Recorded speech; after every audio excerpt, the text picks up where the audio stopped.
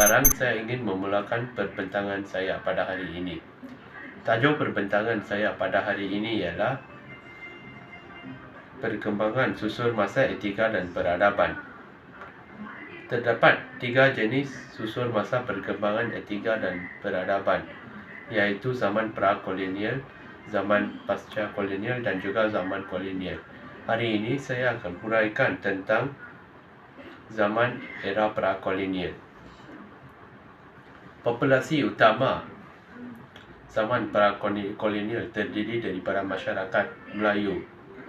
Kebanyakan masyarakat Melayu ini akan tinggal di kawasan pedalaman dalam kelompok yang besar secara besar-besaran, seperti di kawasan perkampungan dan juga kawasan yang berhampiran dengan laut, agar mereka boleh mendapat bekalan makanan dan air yang mencukupi untuk kehidupan harian. Selain itu, masyarakat Melayu ini juga telah mengamalkan adab sopan yang tinggi, seperti menghormati ketika berjumpa dengan orang-orang tua dan memberi salam kepada orang-orang tua. Sebelum kedatangan penjajah barat seperti British, Portugal dan juga Jepun, mereka telah mengamalkan adab sopan ini. Selain itu, mereka juga akan menundukkan sedikit tubuh ketika berlalu di hadapan orang-orang tua, agar dapat menunjukkan tanda kesopanan mereka kepada orang tua. Selain itu, aktiviti-aktiviti perdagangan masyarakat pra-kolonial. Pada zaman ini, masyarakat luar memang banyak merantau di kawasan alam Melayu, terutamanya penduduk Eropah. Sekarang saya menerangkan tentang etika pada era kolonial. Sebelum tu, saya akan menerangkan apa itu maksud etika dan era kolonial. Etika berasal daripada perkataan etis, iaitu prinsip-prinsip atau sistem moral, dan ianya banyak diterima dalam masyarakat dulu ke zaman moden. Era kolonial ialah zaman di mana negara dijajah oleh Jepun, British, Portugis dan Belanda.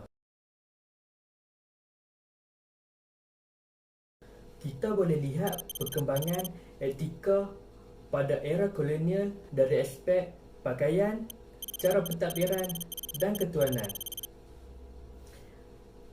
Pada cara pemakaian, kita boleh lihat sebelum datangnya era kolonial, masyarakat lebih gemar untuk pakai baju Melayu, kain plekat atau kain batik dan juga songkok seperti ini.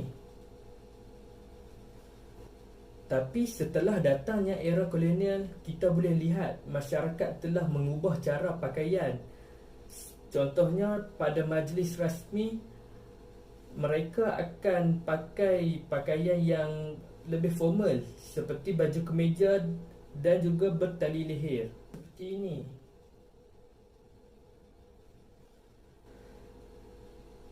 Cara makan juga berbeza setelah datangnya era kolonial, iaitu sebelum era kolonial masyarakat makan menggunakan tangan. Tapi setelah datangnya era kolonial ini, masyarakat sudah tahu untuk makan menggunakan sudu dan juga garfu. Terdapat beberapa etika era kolonial yang masih diamalkan sehingga kini. Contohnya, cuba bayangkan kita akan menghadiri majlis pelancaran kereta baru. Kita tidak boleh pakai mengikut cita rasa kita, iaitu t-shirt, baju Melayu, kain plekat.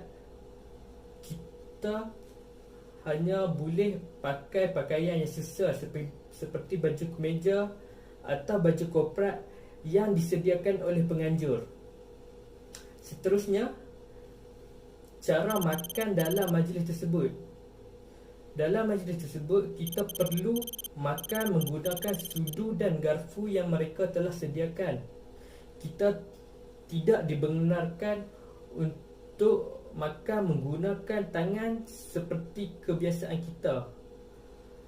Makan menggunakan sudu dan garfu ialah etika yang dibawa pada era kolonial. Hello, nama saya ialah Royson Francis Patrick. Nombor matrik saya ialah 10 DPM 21F1077. Terima kasih kerana telah memberikan saya peluang untuk menerangkan tentang etika dan peradaban pada zaman pasca kolonial. Zaman pasca kolonial membawa maksud penjajahan yang berlaku terhadap budaya, iaitu bermulanya sejak era penjajahan hingga kini. Semasa masyarakat dijajah oleh kuasa asing, mereka telah membawa masuk orang Cina dan orang India ke dalam negara kita. Pertemuan di antara penjajah dengan yang dijajah menghasilkan satu natijah yang membawa perubahan yang melibatkan seluruh susuk pemikiran dan nilai yang dibawa oleh kolonial. Adab, adat, etika, etos dan etiket telah bercampur baur sehingga mengubah identiti dan jati diri kita dalam keadaan, suasana, tindakan dan tingkah laku. Nilai etika bercampur baur ini wujud dalam persekitaran formal dan tidak formal kehidupan kita. Variasi ini ditambah bukan saja hasil tinggalan kolonial, tetapi dikembang luas dengan globalisasi teknologi ICT. Contoh etika dan peradaban pada zaman pasca kolonial boleh dilihat dari pelbagai segi. Contohnya dari segi adab, sikap bersopan santun telah diutamakan dalam budi bicara masyarakat. Sebagai contoh, saya telah bermula pembentangan ini dengan penuh berhormat. Dari segi adat resam, masyarakat kita telah mengamalkan cara menggunakan camca untuk makan. Adab merisai telah dijalankan oleh setiap kaum masyarakat sebelum melakukan perkahwinan. Adab melenggung perut telah diamalkan dalam masyarakat Melayu. Upacara minum teh sangat penting dalam kaum Cina. Upacara pemberian nama dilakukan sebaik saja bayi berusia 6 bulan pada masyarakat India. Etika-etika ini telah bercampur baur hingga menjadi identiti negara kita kini. Terima kasih untuk perhatian beliau dan sekarang saya akan memberikan peluang kepada Amirul untuk menerangkan tentang kesan etika dan peradaban yang tersulam sehingga abad ke-21. Terima kasih. Assalamualaikum dan salam sejahtera.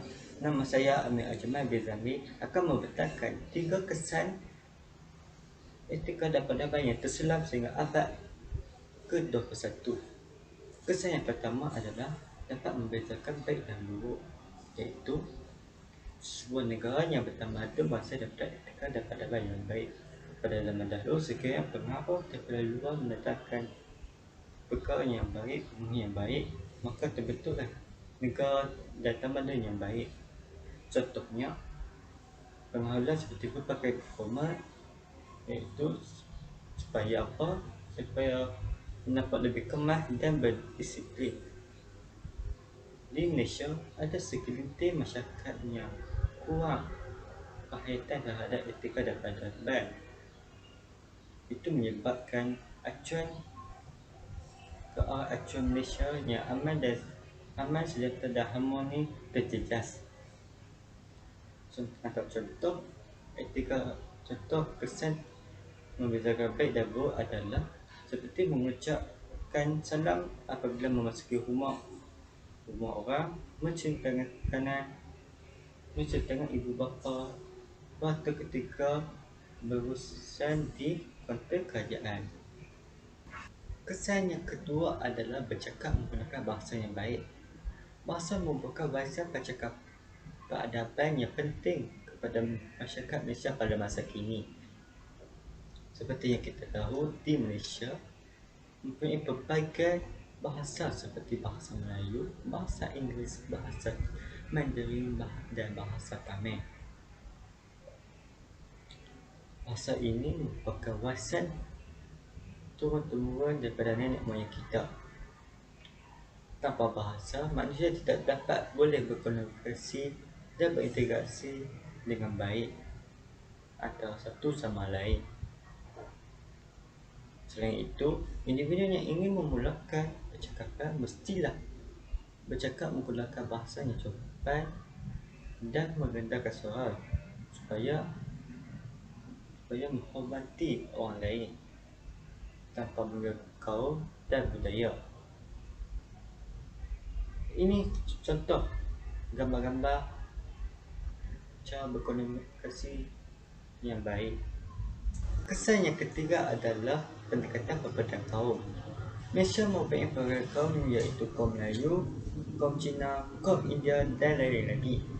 Masyarakat Malaysia terhasil daripada perkongsian sejarah yang telah membina struktur sosial, struktur ekonomi, struktur budaya dan struktur politik.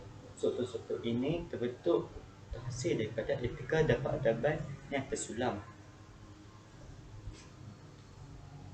Masyarakat Malaysia bersifat dinamik, iaitu membentuk kesempatan sosial melalui interaksi dan komunikasi antara satu sama lain. Sebagai contoh, masyarakat Malaysia berkomunikasi di tempat awam, di tempat pekerjaan dan di kawasan sekolah. Semestinya, ekonomi yang besar, politik yang stabil terbentuk melalui perpaduan kaum yang harmoni dan tiada keganasan. Ini adalah contoh